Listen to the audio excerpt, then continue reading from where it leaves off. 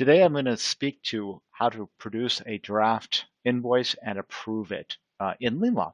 So I'm in my ready to bill section that's within the billing grouping in LeanLaw. And the first thing I did was make sure that my time period is selected correctly. So I picked April and early as if it's early May and I want to bill last month. And this filter will ensure that there's no May time expenses or fixed fees that are ready to be billed in this screen. I've also selected who the timekeeper is. I'm doing the invoices for this David Cohen attorney, and I check the box responsible to make sure I'm only looking at the matters that David is responsible for. So what's left are all the time, expenses, and fixed fees that are available for David to bill. When I look at this batch, I can easily take things out that David's articulated he didn't want billed. As an example, in this oil and gas company, David doesn't want the $7,200 billed, but he'd like to have that $1,395. So by just unchecking the 72, I'm able to reduce that bill to $1,395. I can produce the draft invoice with this one-click create, and that produced the draft, and it's now ready to be reviewed and edited. Now, in some instances, we may want to have one invoice, one matter, and others we might want to have multiple matters summarized by matters on one single invoice. So in this Jessica Sampson matter, she has two matters to be billed, the 525 for the Ocean Boulevard and the 2700 for the medical. Jessica wants this invoice, David wants this invoice for Jessica to be one invoice summarized by matter. And so I just, at the top level of the client, click the lightning bolt here, and that's going to produce a single invoice for those two matters. So LeanLaw is very flexible, one invoice, one matter as needed by just using the button on the invoice level, or we can do it and have it multiple matters summarized by matter on one invoice.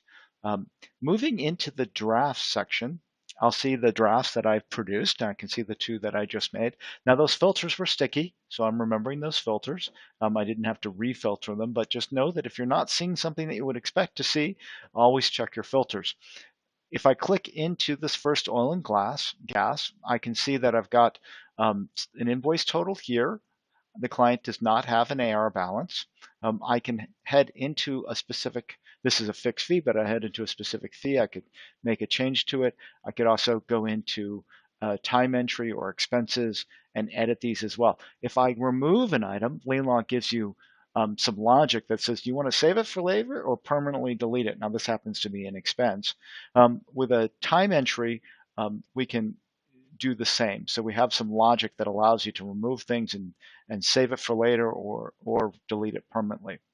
When I'm satisfied with invoice, I simply say approved. And there it goes. That's approved. That's communicated to a firm manager to say that's now ready for delivery. In this, to look at Jessica's bill, first thing we're going to see again is that invoice total, the trust balance, and the client balance.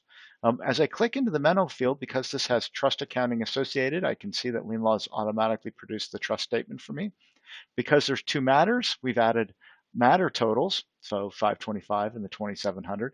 And lastly, I have the timekeeper summary. If for some reason I don't want all three of those, I can just uncheck it. So by unchecking that, it removes the hour summary and so on. And of course, I could manually tweak things as well here.